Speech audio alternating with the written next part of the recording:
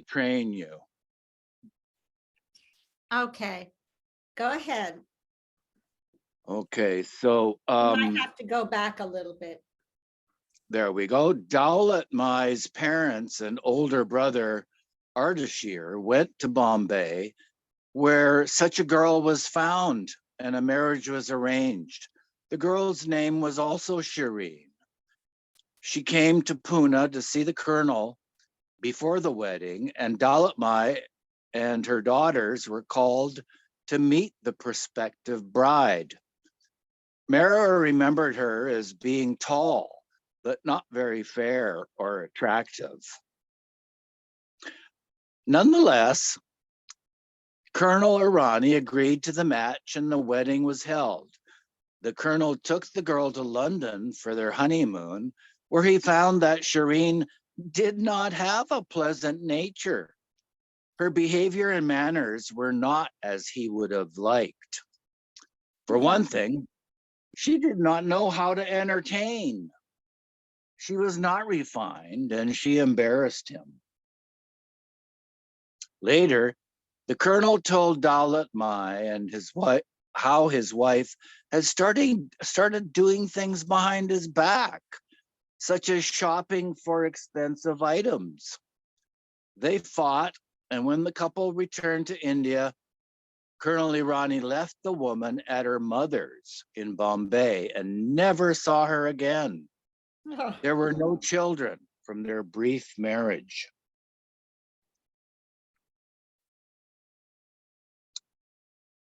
The colonel had a large house built next to the Royal Hotel, and he wanted Dowlat and her children to live with him. Because his marriage had not worked out, he never had a family life of his own. Oh, poor dear. And he thought that if his sister and at least one of her daughters and her husband lived with him as his surrogate family, he would be satisfied. Later, when Franny was pregnant and staying with her mother and Mehera at the house on Tadiwala Road, the colonel arrived in India for a visit. He was not pleased to learn that his sister was living separately from the rest of the family. Uncle Ardashir's widow, Aunt Dowlat, the one who had pushed them to leave the Royal Hotel, started maligning Dowlat Mai to the colonel. Mehera speculated that she was jealous of her mother and the colonel's close feelings for each other. Aunt Dowlat told Colonel Irani about Dowlat Mai's interest in Upasani Maharaj, Babajan, and Mehra Baba.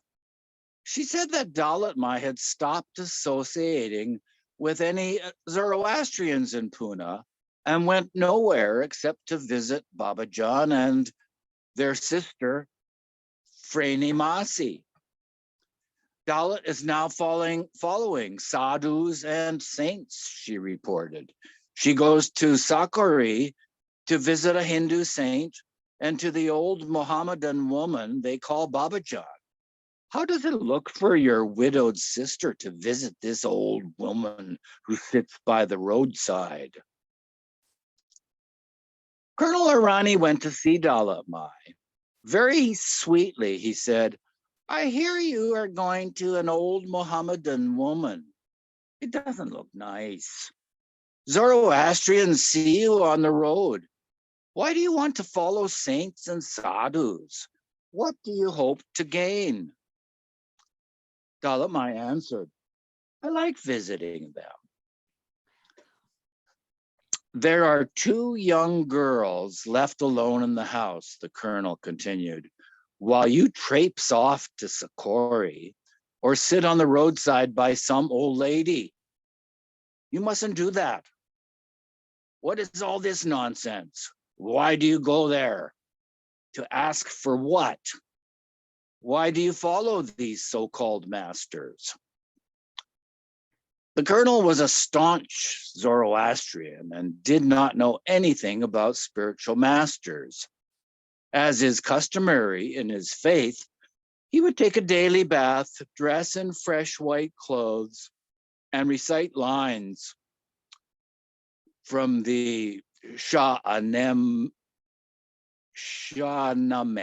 the Shahnameh, a Persian epic. Now he went on at length about the merits of sticking to the tenets of their own Zoroastrian faith. Aren't our prophets Zoroaster, the fire temple and prayers enough? What more do you want? Why do you go to saints and sadhus? What do you go to ask for? God has given you everything. Are you going for your girls? Are you afraid you won't get a good son-in-law for Mehera? I will see to her marriage. I have influence with wealthy families in Aden.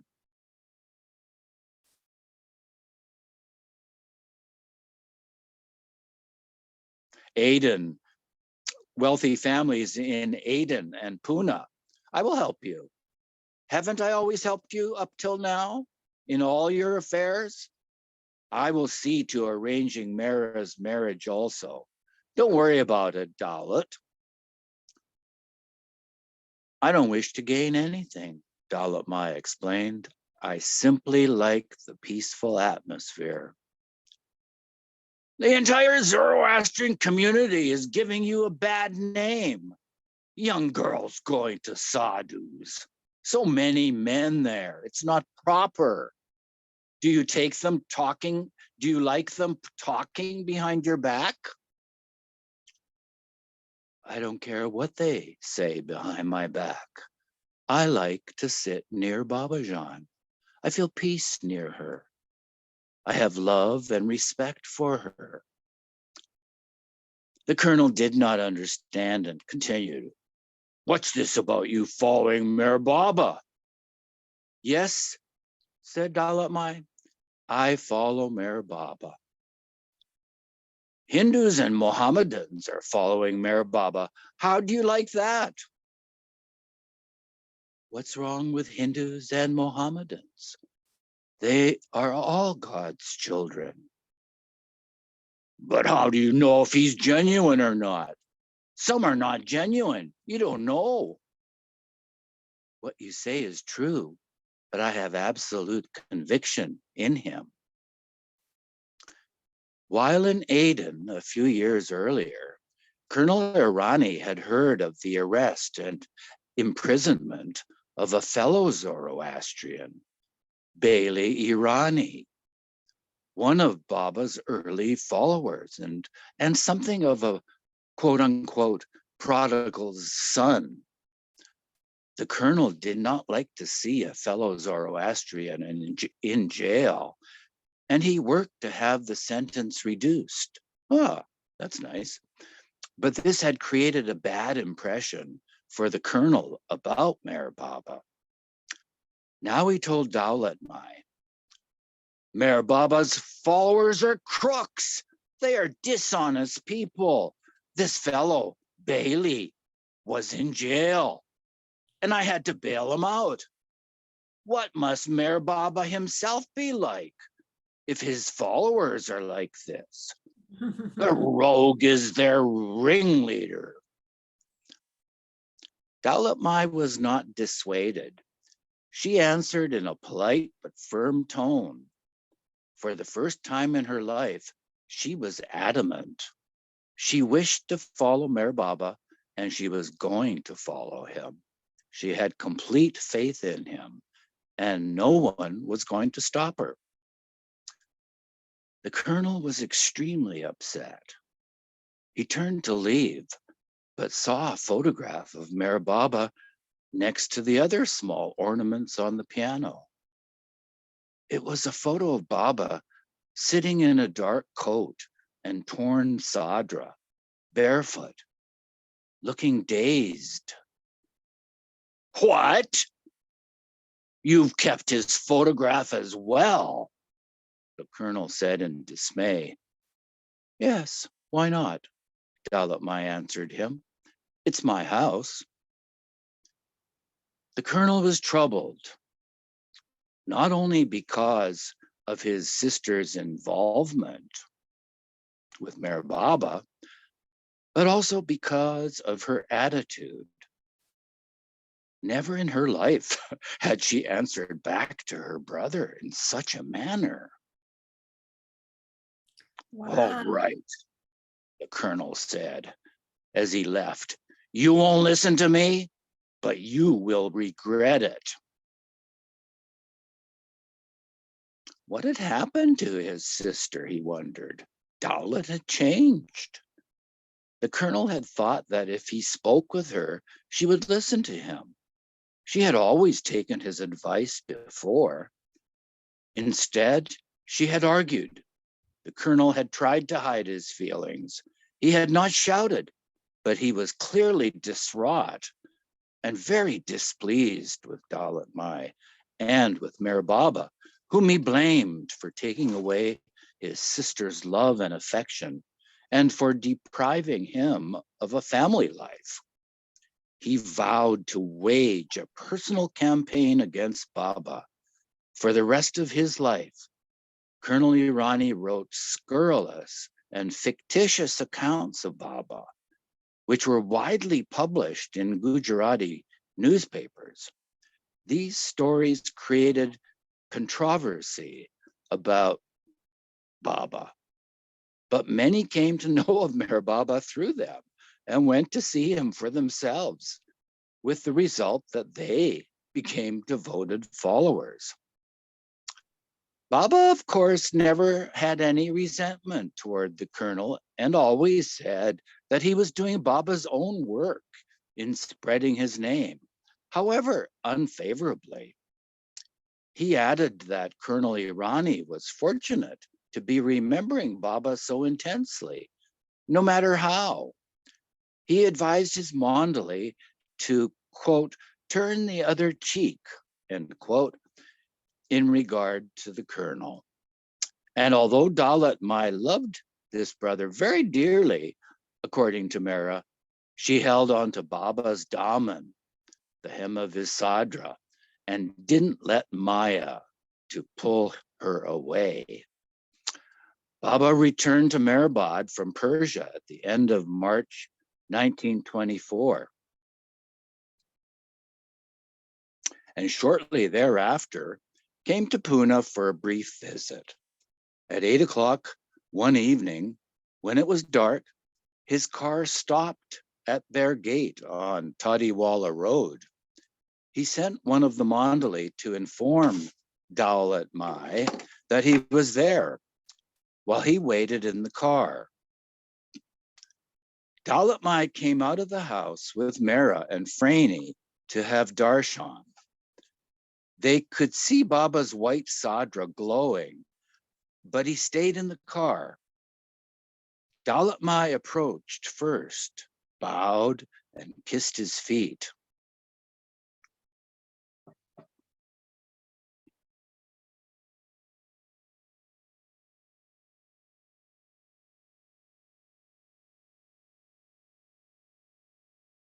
Maybe we could have another reader now.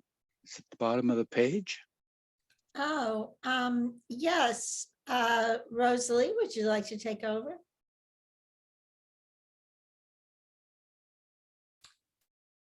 I'm not Yes, I would. sure. Okay. Uh, Where did you where- leave off, Eugene? I'm going to just go from here. When Dowlett Mai moved away, wait a minute. Where are we, Eugene? Eugene. Oh, sorry, I was muted. One paragraph up. Baba had promised to call them. Okay. Baba had promised to call them when he returned to India. And Dowlett Mai asked Baba if she could now join his ashram.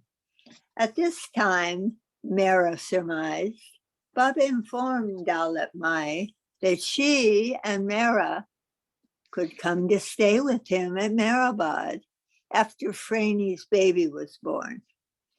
Dowlett Mai also said that she wished to gift him Mehera's white horse. And Baba said he would send Rustam to collect it. When Dalit Mai moved away, Mehera came forward and bowed. Baba said a few words to her, and she also took his darshan. Baba left without getting out of the car or coming into their compound. Later, Mehera speculated. Perhaps Baba knew that if he had gone into the house, people would have talked against him and my mother even more. As is the custom in India, Franny had come to Pune to stay with her mother 2 months before the delivery of her first child. Sometimes Rustam too came for a visit. Mehera remembered how he would tease Franny by taking out little booties she had knitted or nappies hung on the bed and wave them over her head. She would scold him, saying, "Why did you do that? Now I have to fold them again." While Franny was still in Ahmednagar, staying in Khushru quarters, Rustam took her to Meherabad sometimes to see Baba. And Baba too teased her. "A daughter will be born to you," he said once, knowing that she and Rustam wanted a son. But this did not bother Franny, who replied, "It's all right, Baba. The baby will be cross-eyed," he declared. Then Franny pleaded, "A girl is all right, Baba, but not cross-eyed." A son was born to Franny in Pune's Sassoon Hospital on 21st April, 1924. Mehera was 17 then and lent a hand looking after it. This was the only time in her life that she experienced firsthand the trouble and difficulty of having a newborn infant in the house. "It kept us up all night," she commented.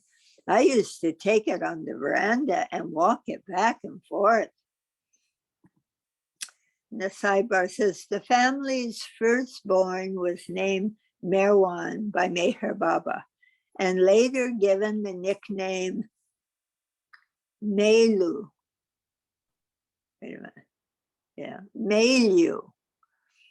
Rustam and Franny would have 3 more sons, but Melu was the only one who never married.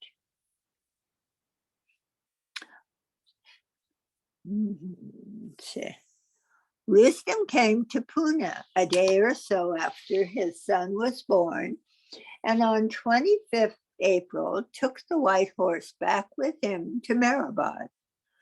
Baba renamed the horse Sufi, applied a festive vermilion mark to its forehead, and sat on it for a minute.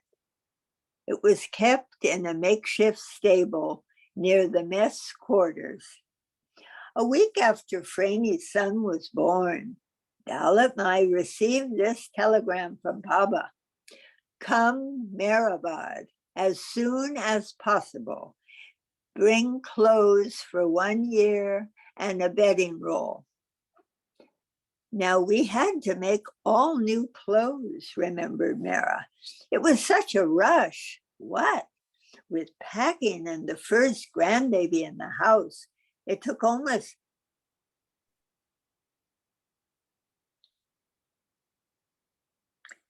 when you do it real quick, Tina, I'm it's hard to sorry. find it. A little slower. Can you see where we are? I know where I'm. It took almost a month to get ready.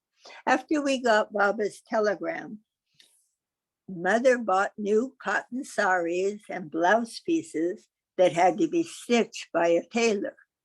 She told us, "We won't tell anyone. Don't worry about anything. We leave it all to Baba. Baba wants us to come as soon as possible so we will pack up our clothing and not think about anything. Baba will take care of everything.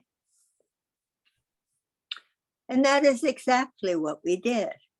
We just locked the house and went to him. Dalit Mai thought it was best to leave without telling the servants that she would be gone for a year. She simply said that they were going out of town for a while, not that they were going for good. She locked the house with a big brass padlock, leaving all her valuables inside. The carriage horse in the stable, and an iron safe full of gold wedding jewelry. They never returned to the house on Tadiwala Road, and they never saw most of their belongings again either. Mehera now realized that it was fortunate that Aunt Dalit was against her mother. Because of her aunt's opposition, they had moved into their own house. When the time came for them to join Baba, they were able to leave easily. If they had been staying at the Royal Hotel, it would have been much more difficult. We stayed at Tadiwala Road for not even 2 years before we met Baba. Mehera said, the place turned out to be very lucky for us.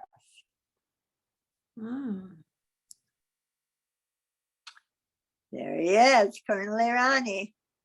Wow. A shot of a leopard. Yeah. Wow.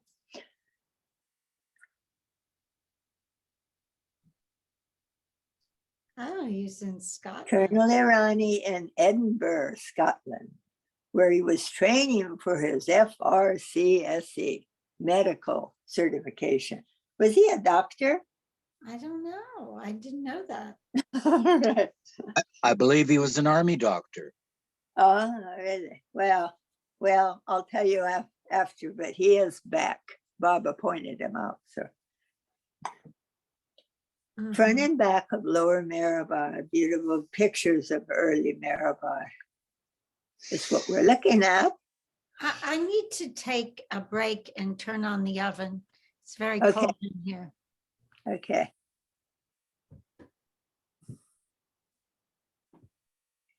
Did Tina, Yeah. did you want to stop the recording? Oh, no, I'll be right back. Okay. Meherabad. Rustam came to Pune to accompany Dalit Mai, Mehera, and Frani to Ahmednagar, where they arrived on 18 May 1924. After spending the night and making sure that Frani and the baby were settled comfortably with her in-laws at Khushru quarters, Dalit Mai and Mehera went to Meherabad, where they would now be living. The sidebar says, coincidentally, it was a year to the day of Mehera's first visit to Meherabad, when she had seen Baba closely and given her decision about not marrying.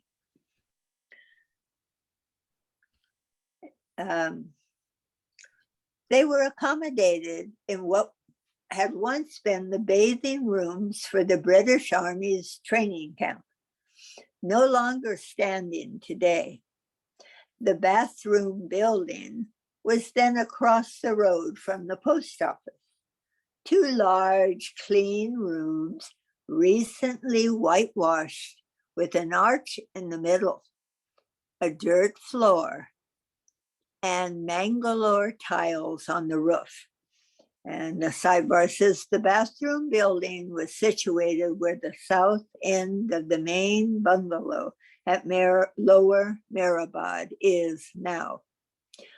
The Mandali were living in the post office, which had once been a whistle stop on the railroad line. The train would stop briefly, throw down bags of mail, pick up other ones, and be off. 20 persons could easily sleep inside the single large room. The walls were built with thick stone, and since the roof had tile on top of a wooden ceiling, it was relatively cool inside. There was also a flagstone floor, both inside and outside on the large veranda, and rough stone steps. On the windows were broad, thick iron rods. To enter the building, one had to come in from the north side and step down. There was no direct entrance from the veranda.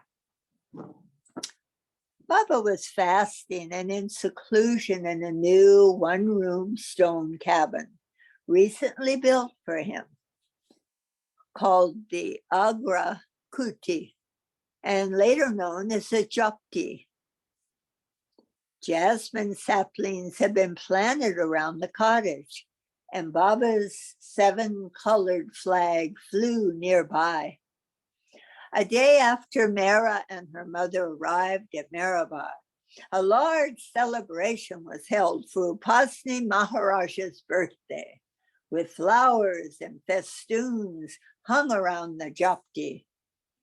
Other women who came were Baba's matronly aunt, Dalamasi, his cousin Naja, his sister-in-law Big Khorshid, his mother Shireen Mai, his sister Mani, and Mehera's friend Small Khorshid.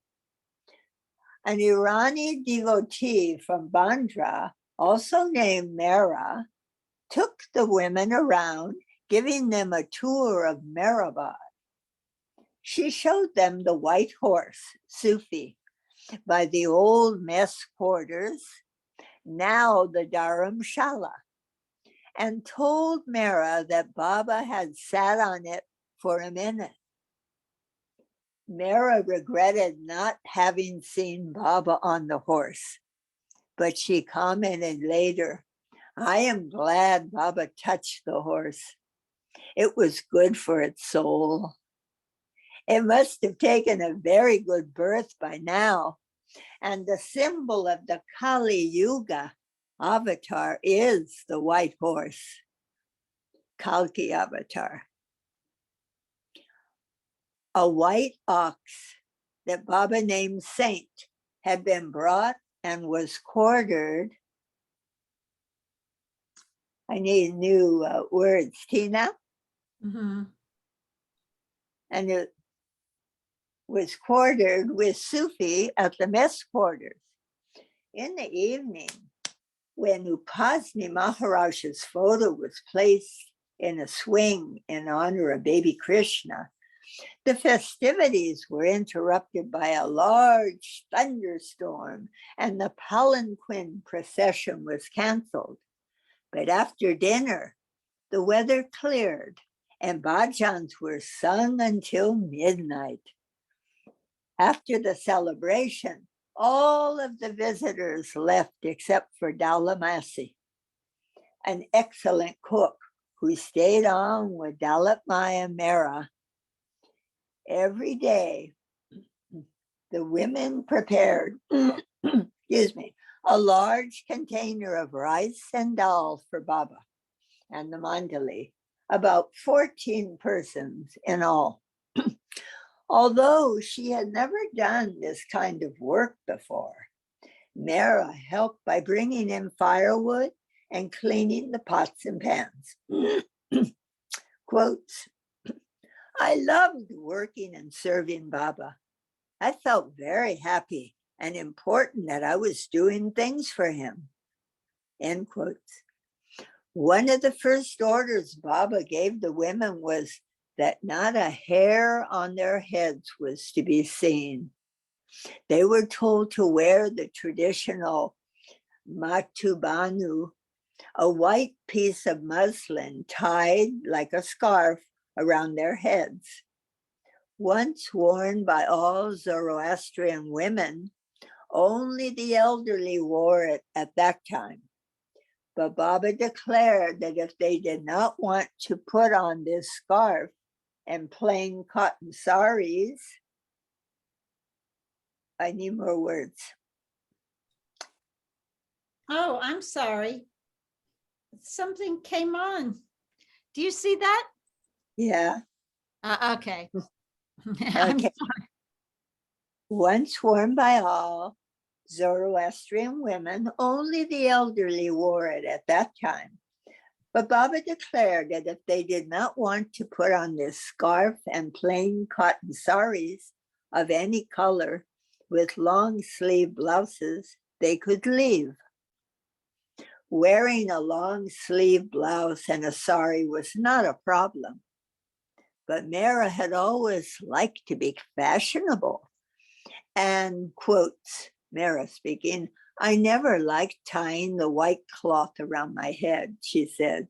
To do it, I had to roll my hair into a bun and then tie the cloth.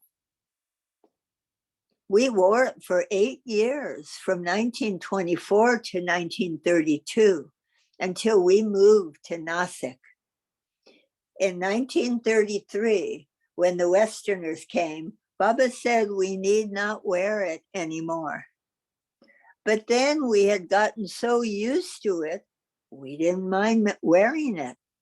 We were glad to give it up, though, as it was one less thing to look after, fold, and put on every morning.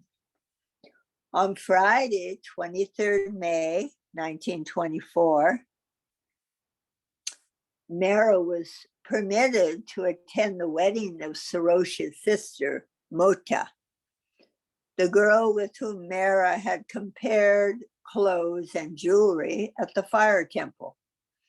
She and the other women from Meherabad went to the wedding dressed in their ashram outfits of a plain cotton sari and the matubanu, which would have been another test for them in front of so many Zoroastrian guests who thought Baba and his followers mad. The sidebar says the groom was Keki Irani of Garkopar, who took the photograph on page 87. When Baba spent the night at his home during a walking trip from Bombay to Sakori in 1923. That's almost 100 years ago.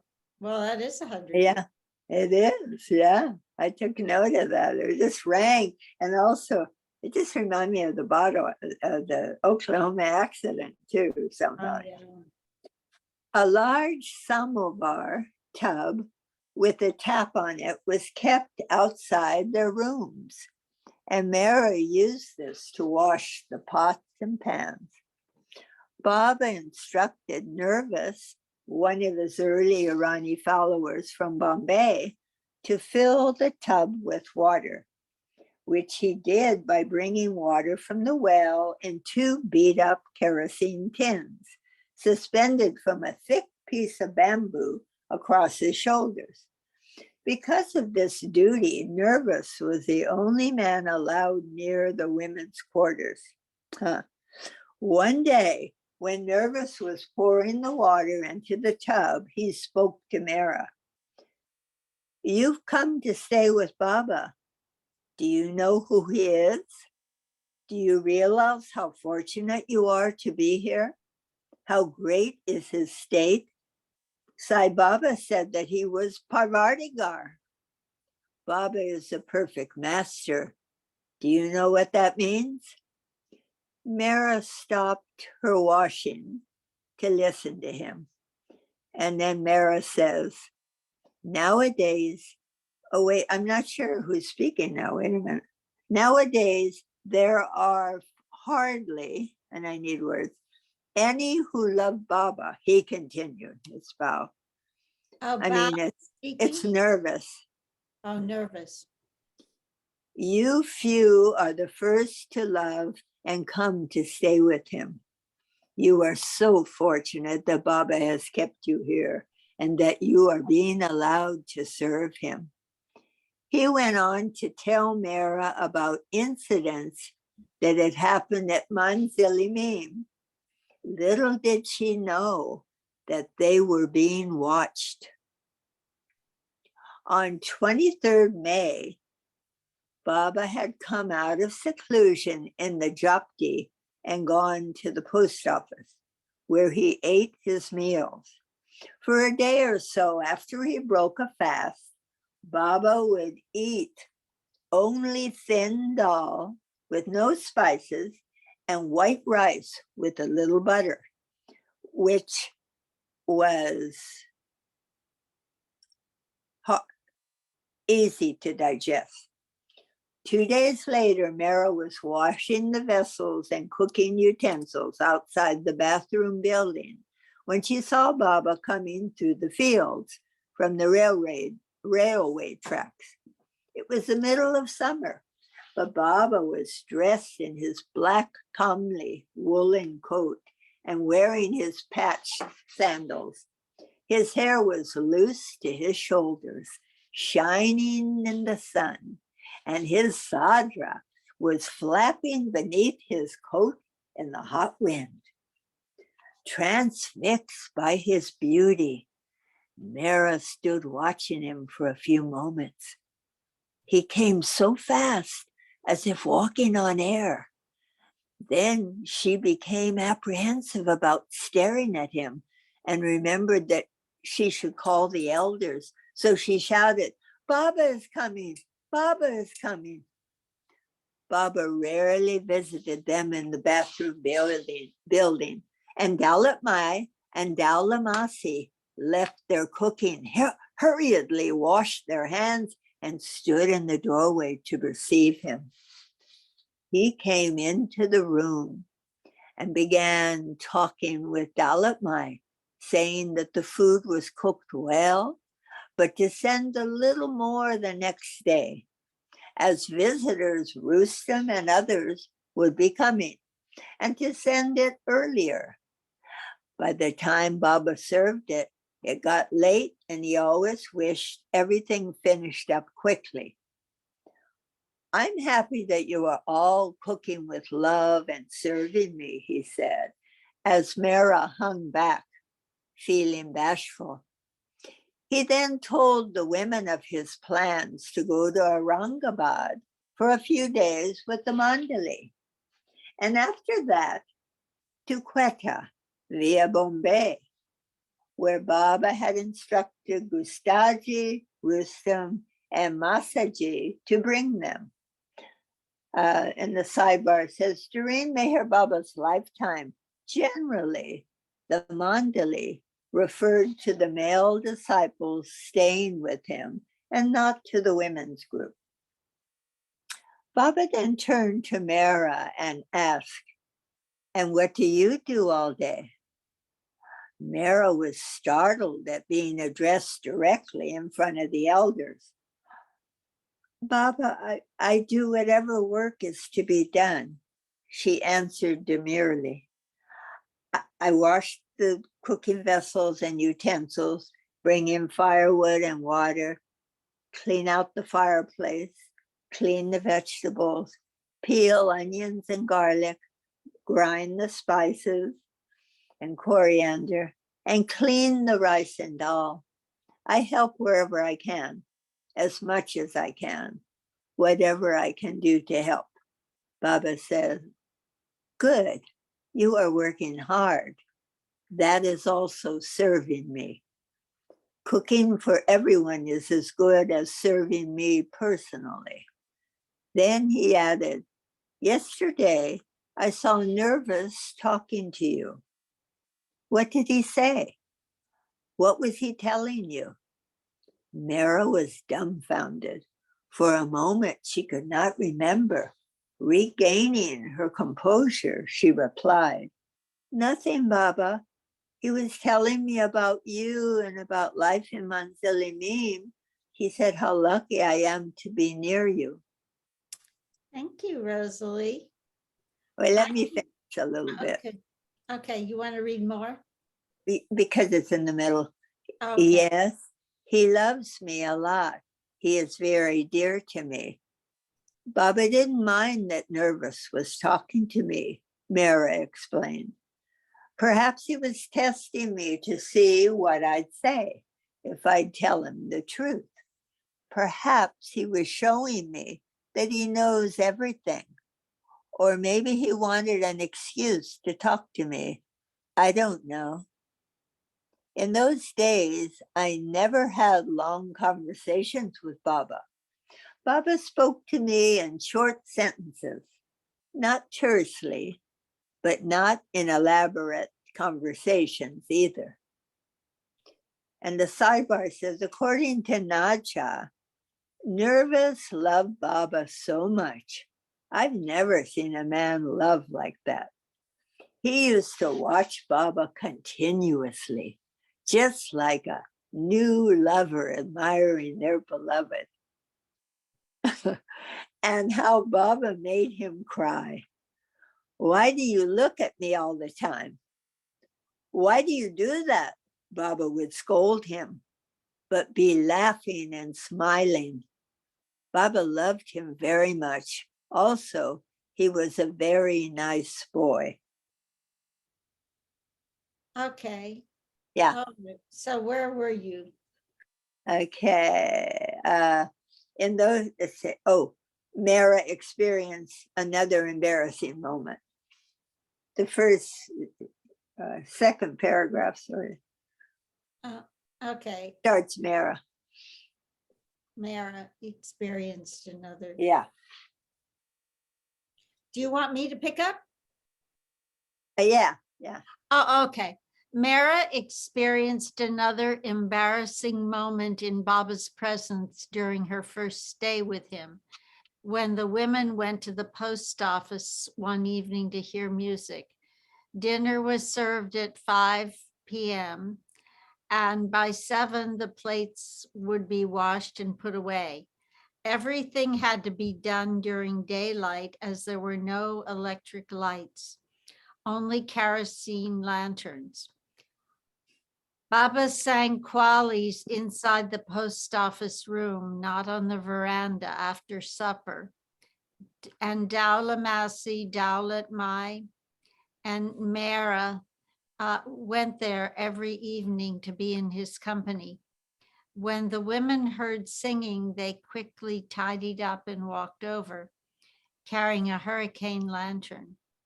Baba was beating a dholak, a drum, to keep time as he sang, and while Adi Sr. played the sitar. Baba never liked to sing accompanied by a harmonium, always by a sitar. He could play the dholak very well. Baba's singing and talking voice was in medium pitch, not a tenor or a bass, but in between, Mehera reported. He sang with all his heart. He could take the high notes beautifully, as well as the low notes. Baba was particular about taking the high notes. He would look up to take them, and every note was perfect.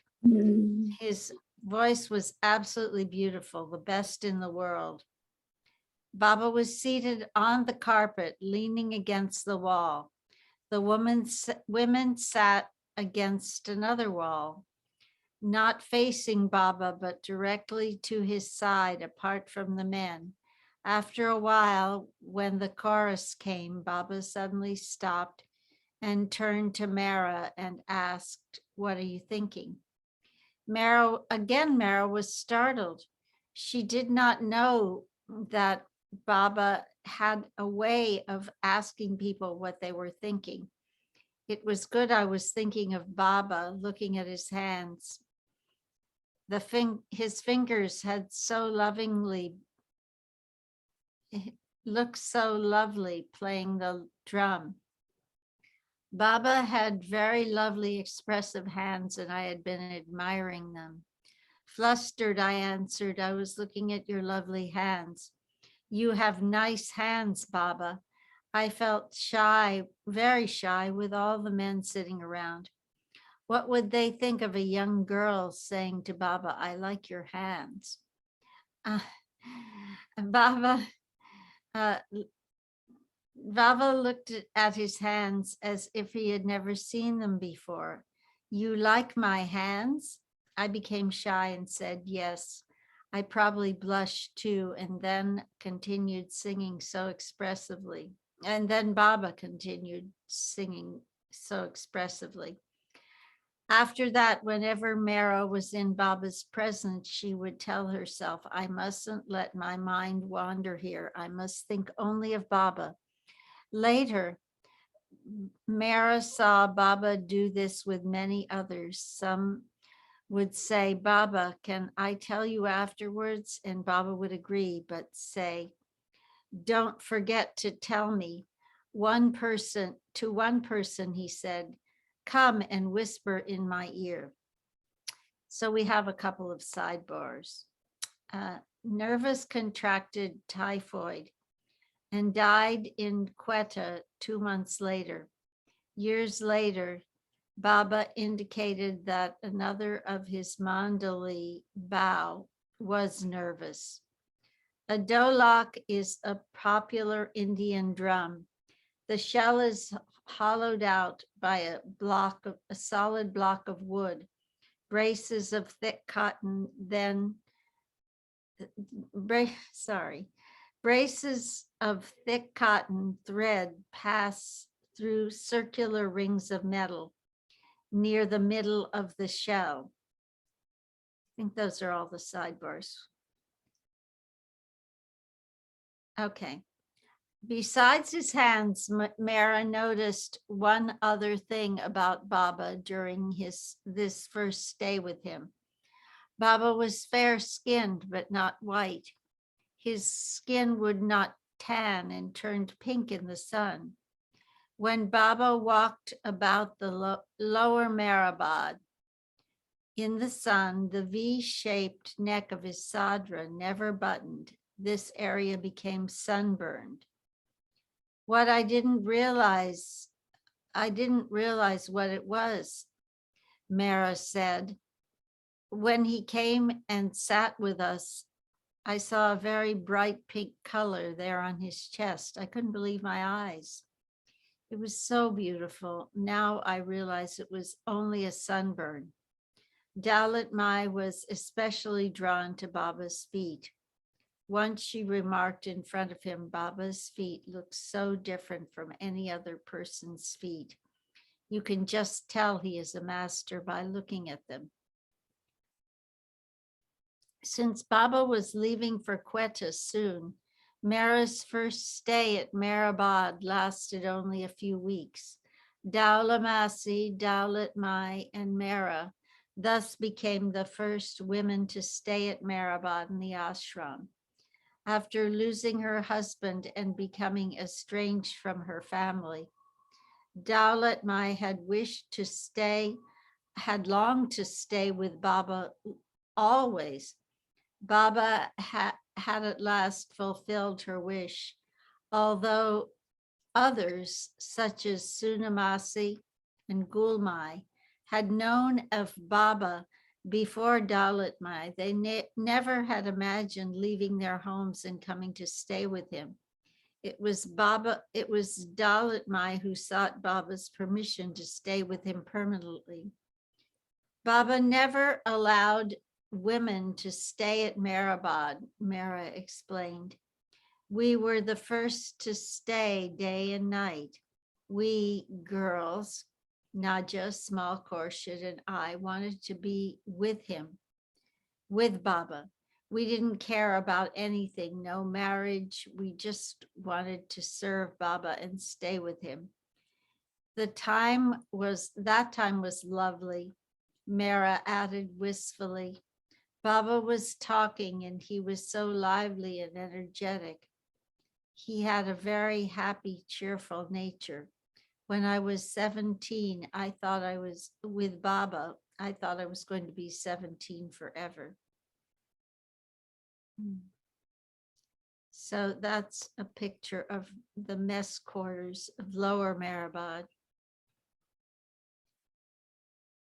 Spell that.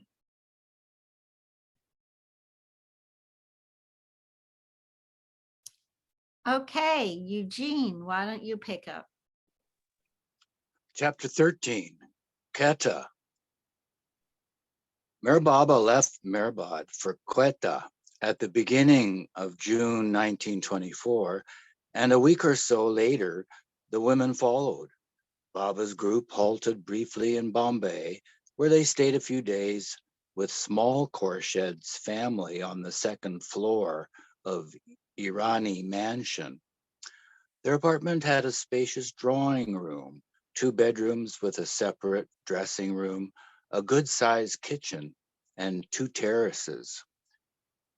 It was not enough space, however, for Baba and the 4 men Mandali with him, plus Mehra's group as well. Hence the reason for Baba's group preceding the women's group. When Baba got to Bombay, he asked Khorshed, "Do you know who will come in a few days? Your best friend, your Saki."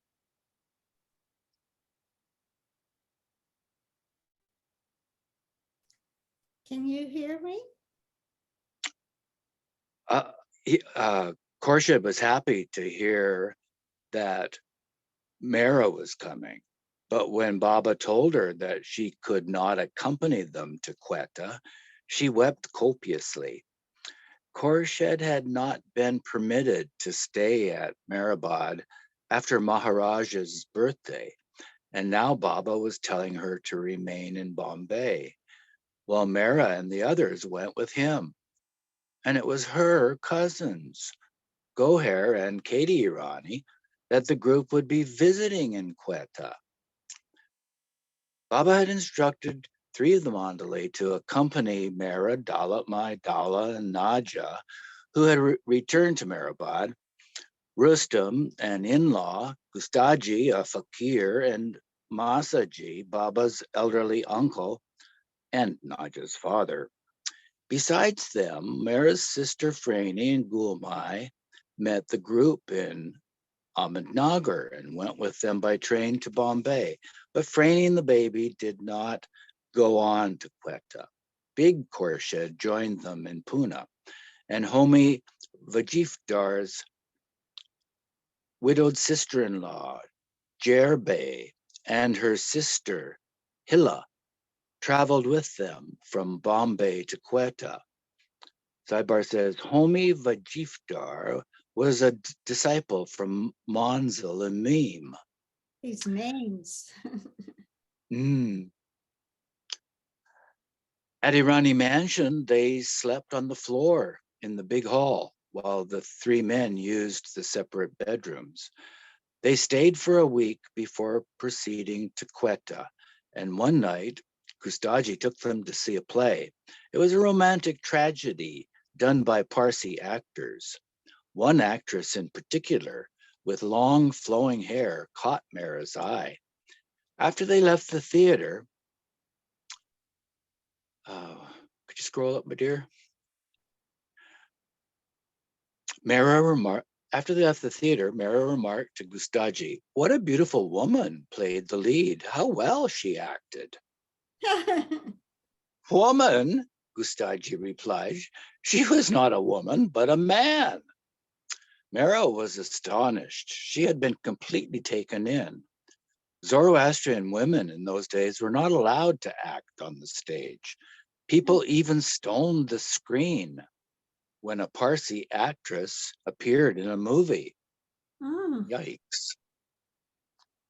They had worn their plain saris and matubanu scarves to the play, and when Rustam took them for a ride in an old convertible along Marine Drive, they wore them then too.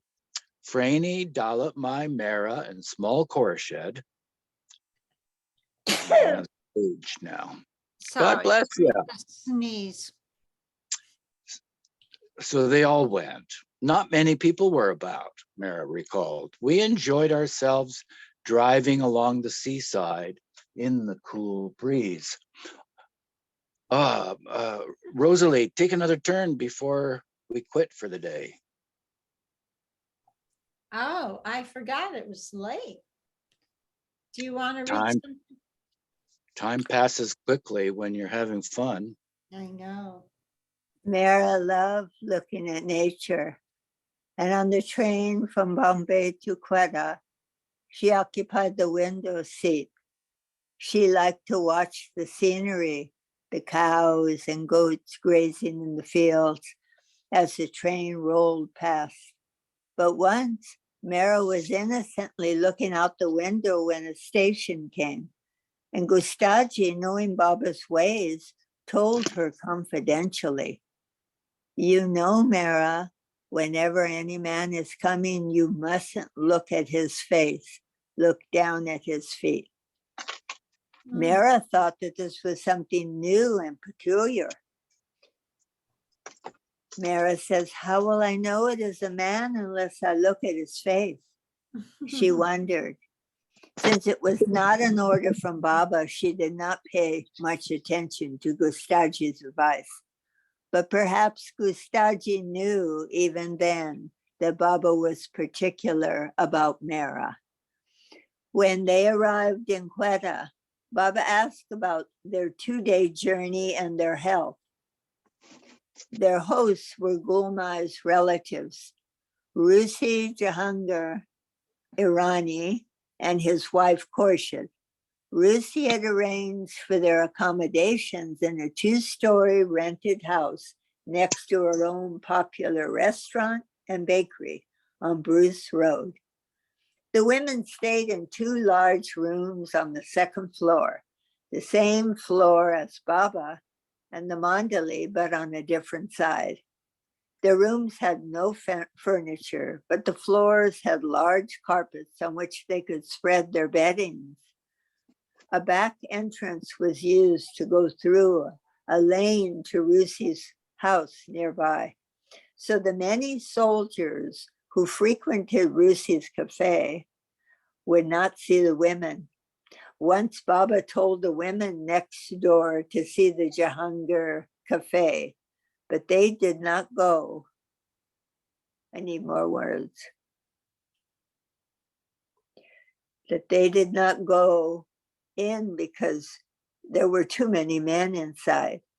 Rusi cooked their meals in his cafe, but was told by Baba to fix only 1 vegetable for each meal, not a variety. Baba himself served the food in his room, seated on the carpet opposite the entrance in the otherwise unfurnished room. A large, flattish vessel of food would be taken from the fire and placed before him. Then Baba would tap the lid with a ladle, calling all for lunch. Ting tong went the ladle as he banged it on the lid. Once Baba joked, Krishna's brother-in-law, Bhima's ear was as big as this lid. I think that's a good stopping point. Anyway, I'll read the sidebar. Yeah. After her mother died, Naja had been sent to Quetta to stay with this family for some time. See Appendix B for a family tree displaying how Gulmai, Adi Sr., Small Khorshid, Mehera, Goher, and Padri are related to each other and to Mehera. Mehru, Goher and Oh, Padri. Mehera, no, and to, oh yeah, Mehru. Mehera. Yeah, okay. So what page is this? Hey, Tina, why don't you read a little bit too? We like Okay, your reading. but I don't know where she left off. The mandali came forward one by one and were served first. Next came the women, who would be standing outside the door, as Baba did not like the women to mix with the men. So the elders went first, then Nadja, Big Khorshid, followed by Mehera, and always last, too timid to push herself forward. It went on like this for a few days, and then one day Baba snatched a plate from Mara's hand and slung it across the room. It flew across the landing and down the stairs, making a terrific racket. Good plate. It was good. The plate was enamel and didn't break, she observed later. But at the time, she was mortified beyond words and stood quaking in front of him. In a loud, harsh voice, Baba demanded, "Why do you come last every day? Why don't you come in time? You're the last one inside." Mara said nothing and looked around for another plate so that she could be served quickly and disappear. I'm going to stop there because I have to actually leave. Thanks, Teen. Thanks, Rosalie. See yous. Yeah. Jai Baba. Yeah, that Jai was Baba. 123. Infinity. Jai Baba. Yeah. I'm just making a note. Okay. Oh, it gave my address because I live at 123 West 93rd. Okay, well, it automatically comes on sometimes.